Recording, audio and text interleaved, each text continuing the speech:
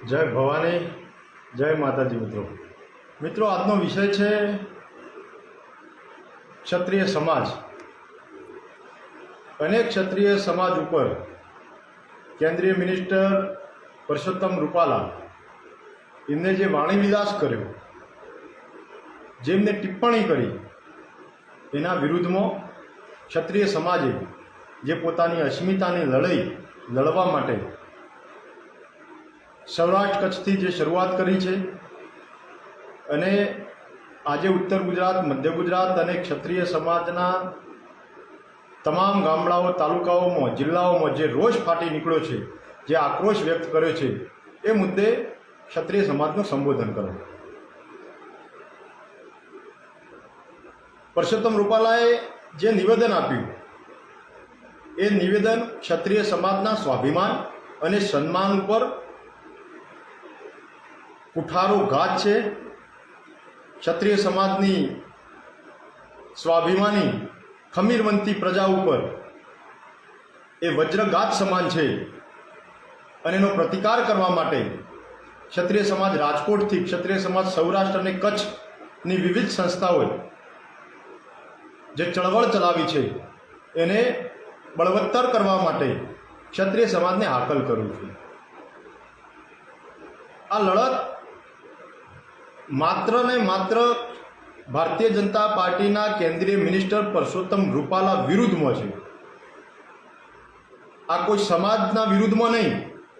क्षत्रिय समाज मागणी शू करी रह्यो छे कि परसोत्तम रूपालाए जे निवेदन आप्युं एना कारणे क्षत्रिय समाजनी माताओ, बहनों, गौरवशाળી इतिहास एमनी लागणी दुभाई छे अने स्वाभाविक बात छे। बलिदान आपवावाळो समाज, त्याग करवावाळो क्षत्रिय समाज एनी अस्मिता उपर प्रहार थाय तो ए क्यारे सहन ना थाय, कदापि साखी लेवामां ना आवे।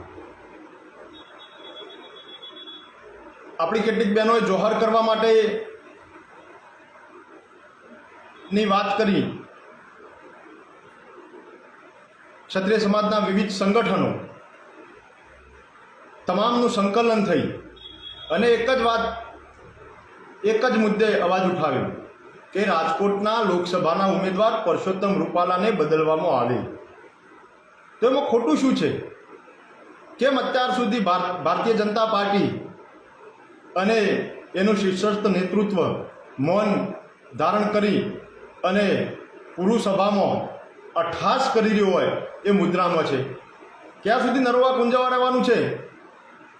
क्षत्रिय समाज जेने पोताना लीला माथाना बलिदान आपी दीधा, जेनी माताओं बहनोए मां पद्मावतीए जोहर करी अने भारतीय सनातन धर्मनुं स्वाभिमान जेने जीवंत राख्युं, जे पूजनीय छे अने एना उपर प्रहार थाय एटले साखी लेवामां ना आवे अने कोई हिसाबे चलावी लेवानुं नथी।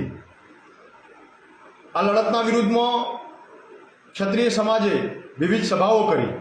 क्षत्रिय समाजना भारतना मुख्य नेतृत्व कही शकाय एवं महिपालसिंहजी मकराणा, शेरसिंह राणा आवा क्षत्रिय रत्नोए आवीने गुजरातमां जो अवाज उठावવો पड़े छतांय घोर निंद्रामां पोढेलुं અહીંનું સ્થાનિક नेतृत्व પોતાનો ઉમેદવાર બદલવા માટે સહેજ પણ હકારાત્મક ભાવ ના રાખીને ઉપરથી એવી ટિપ્પણી થાય કે ફરક શું પડવાનો 5-25 મતથી, અથવા તો એવું વલણ દાખવવામાં આવે કે અમે કોઈ પણ ભોગે અમારો ઉમેદવાર નહીં બદલીએ।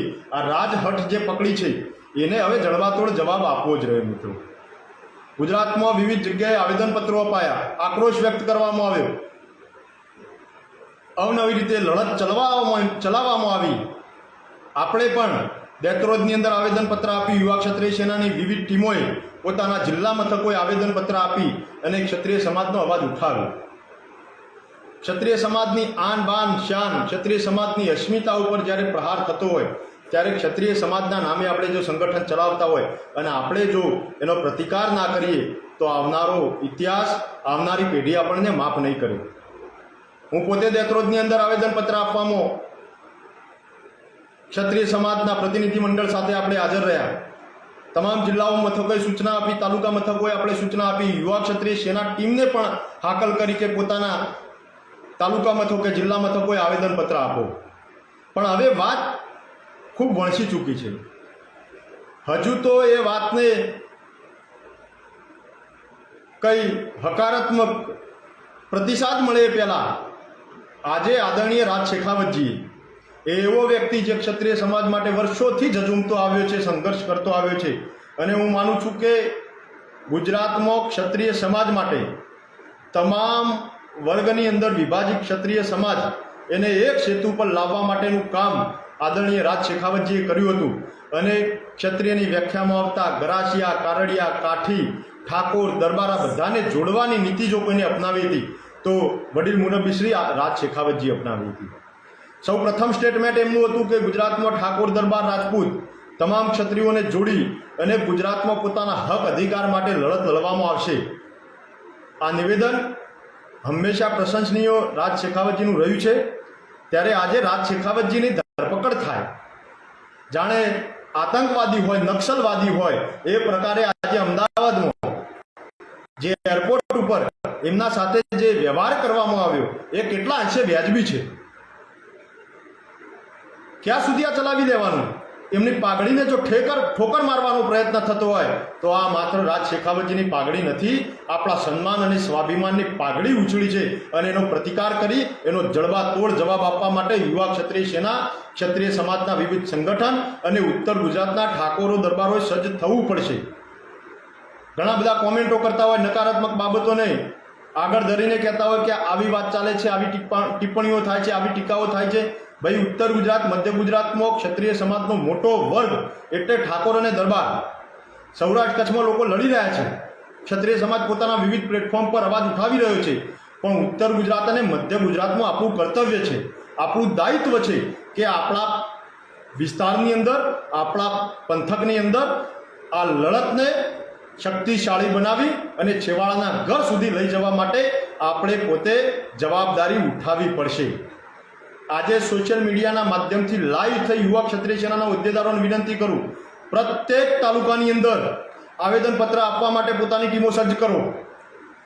યુવા ક્ષત્રિય સેનાની સાથે સાથે ક્ષત્રિય સમાજના વિવિધ સંગઠન અને એમઓએ ઠાકોર અને દરબાર ઉત્તર ગુજરાતમાં બનાસકાંઠા, પાટણ, મહેસાણા, સાબરકાંઠા, અરવલ્લી, ગાંધીનગર, અમદાવાદ, આણંદ, ખેડા, મહીસાગર, પંચમહાલ ને બરોડા આ જિલ્લાના મારા ક્ષત્રિય સમાજને વિનંતી કરું છું, આ વિસ્તારના મારા ક્ષત્રિય સમાજના દરબારો, ઠાકોરોને અપીલ કરું છું કે તમારા સ્વાભિમાનની લડાઈ તમારે જાતે લડવી પડશે.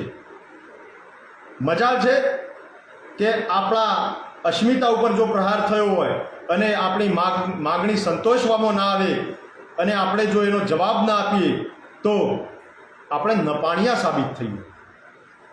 એક ઉમેદવાર બદલવાની વાત કરીએ, અરે આ ક્ષત્રિય સમાજનો એટલો ગૌરવવંતો, એટલો શૌર્યવાન ઇતિહાસ કે જેને પોતાના રજવાડા સમર્પિત કરી દીધા, પોતાના રજવાડાના દાન આપવાવાળો ક્ષત્રિય સમાજ આજે એક ઉમેદવાર બદલવાની માગણી કરે અને એમાં જો તમારા પેટનું પાણી ના હાલતું હોય તો આપણે પણ સંકલ્પ લેવો પડશે કે રાજકોટની અંદર પરસોત્તમ રૂપાલાની ડિપોઝિટ જપ્ત થાય એ માટે તાકાત લગાવી એડી ચોટીનું જોર લગાવવું પડશે. ઉમેદવાર ન પડે તો કંઈ નહીં, પણ એને જવાબ આપી અને મતદાનમાં આપણે એને એની તાકાતનું ભાન કરાવીશું. સાથે સાથે આપણા વિસ્તારોની અંદર પણ ક્ષત્રિય સમાજની આ લડતને તાકાતથી છેવાડાના ઘર સુધી લઈ જઈ, ગામડે ગામડે, શેરીએ શેરીએ, સોસાયટી મળે જઈ અને પોતાના વિસ્તારમાં આ લડતને એક નવી ઉર્જા આપીશું. આ લડતમાં નવા પ્રાણ ફૂંકવા માટે મહેસાણાને આકલ કરું છું કે શરૂઆત આપણે કરી. મહેસાણાની અંદર ભવ્ય રેલી સાથે આવેદનપત્ર આપીએ. જરૂર પડે મહેસાણા બંધનું એલાન આપવું પડે તો મહેસાણા બંધનું પણ એલાન આપીશું અને સરવાળે આ લડતને આખી રાજ્યવ્યાપી બનાવી અને ગુજરાત બંધનું એલાન આપવું પડે તો એ દિશામાં લડત લઈ જવા માટે આપણે બધાએ સજ્જ અને સક્રિય બનવું પડશે.